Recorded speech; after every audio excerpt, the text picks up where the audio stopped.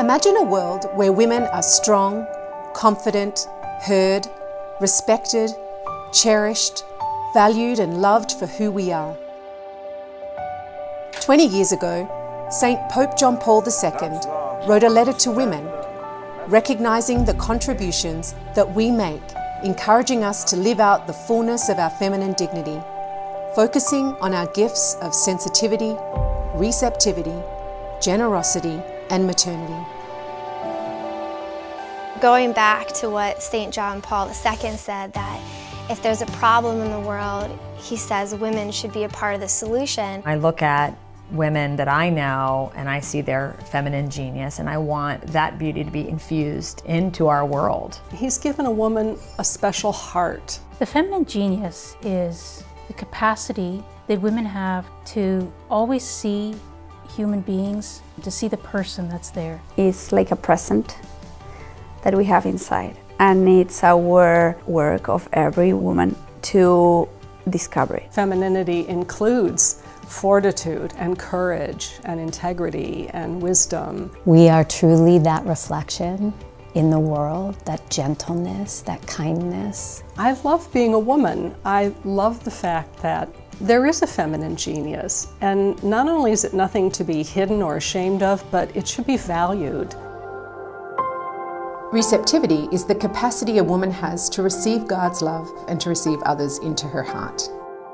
There's such beauty in giving someone, the person that's right in front of you, your full attention, because the rest of the world isn't always doing that. Your heart matters. The love that you can give to others, it matters.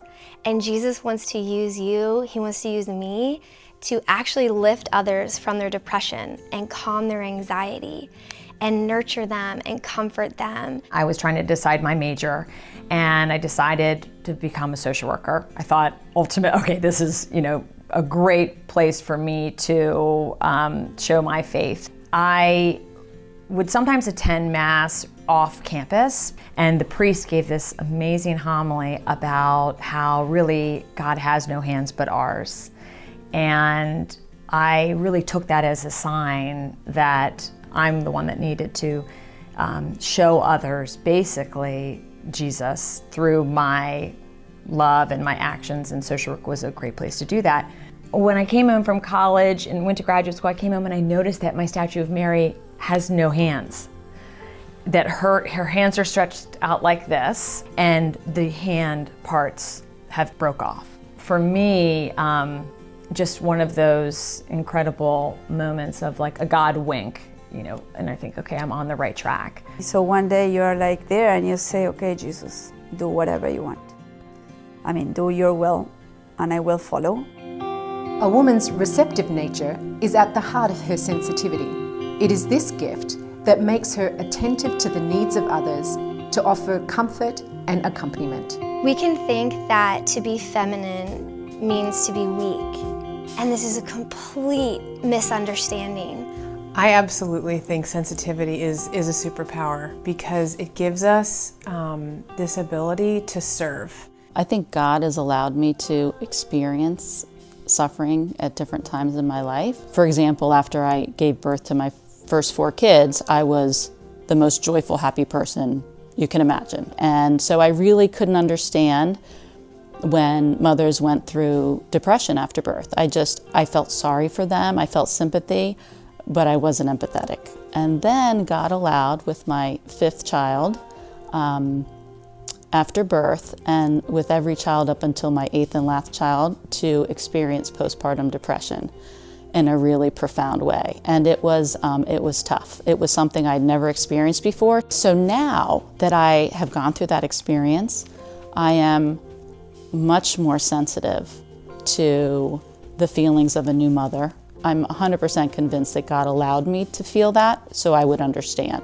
I think God made women and created this feminine genius concept for us because he realized when he'd made Adam that there was going to be something missing. And women bring a softness to this world that a man can't bring.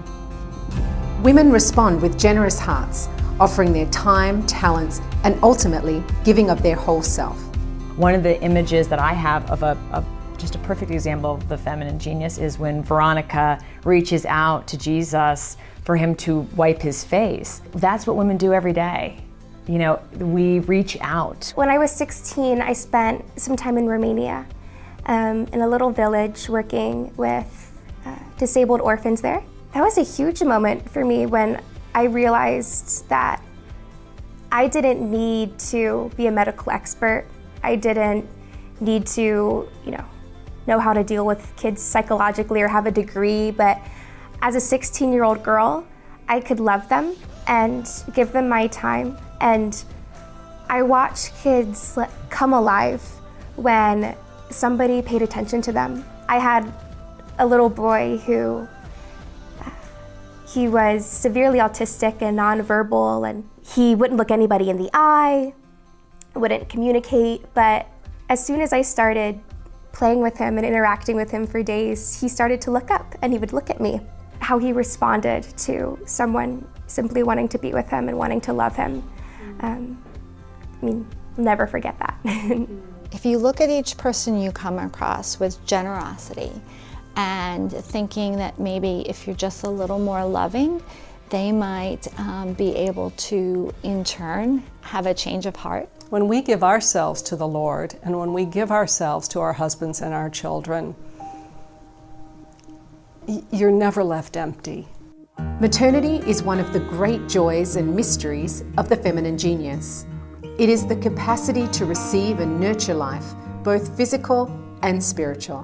One of the greatest joys of being a mother is when you have your first child, you just get to know a love that never before you had experienced. My child, of course, needs me and my husband, but there were certain things that I knew I could only give them. And I knew that was definitely something that God designed in the vocation of motherhood. Love whatever kid you have out there. If you're mama looking for a child, or even if you have two, you're looking for the third you can't have or have none, you can always be a mom. We had 4 kids in 5 years, and I was sufficiently overwhelmed. and I thought, you know what, we might not have any more children. I got an email from a dear friend of mine inviting me to Guadalupe. And of course, there's this beautiful chapel up there built to Our Lady. I'm trying to viciously write down in my notebook every intention that anyone had ever given me over the past 2 months. And then I get to what I think my intention will be.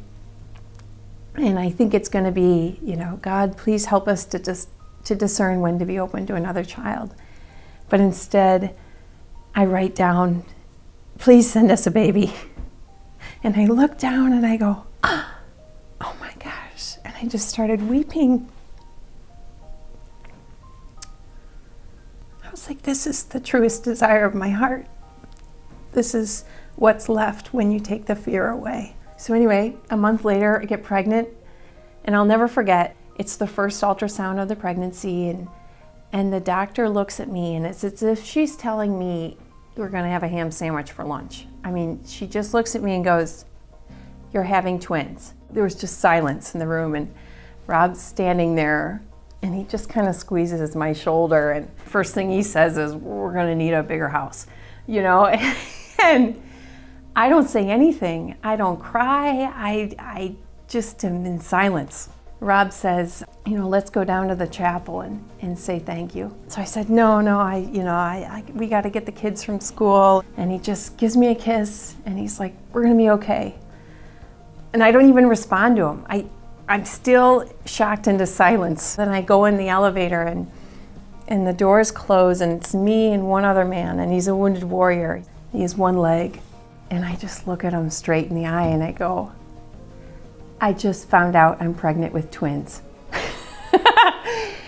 And he just breaks out in this huge grin, and he scoops me into his arms, and he says, congratulations. And he looks at me, and I'll never forget it. He says, thank you. Thank you for giving me so much to be grateful for today. And I thought, what? It was as if, I told Christ, I'm not ready to go to the chapel. I'm not ready to talk to you about this yet. And so Christ was saying, like, well, then I'll meet you in the elevator.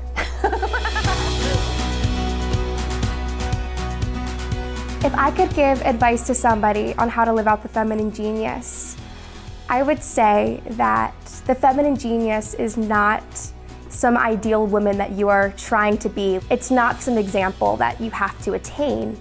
It's what you already are. Maybe just stand in front of the mirror for a moment and look at who God created. That voice of Christ that just tells you again and again that you're loved. Sometimes you just have to say, you know what, you're right. We need each other. We speak to each other. We inspire each other. It's just you. Your feminine genius, it's you, and it's something that this world needs. St. Catherine of Siena reminds us, if you are who you are meant to be, you will set the world on fire. So, how are you going to set the world on fire?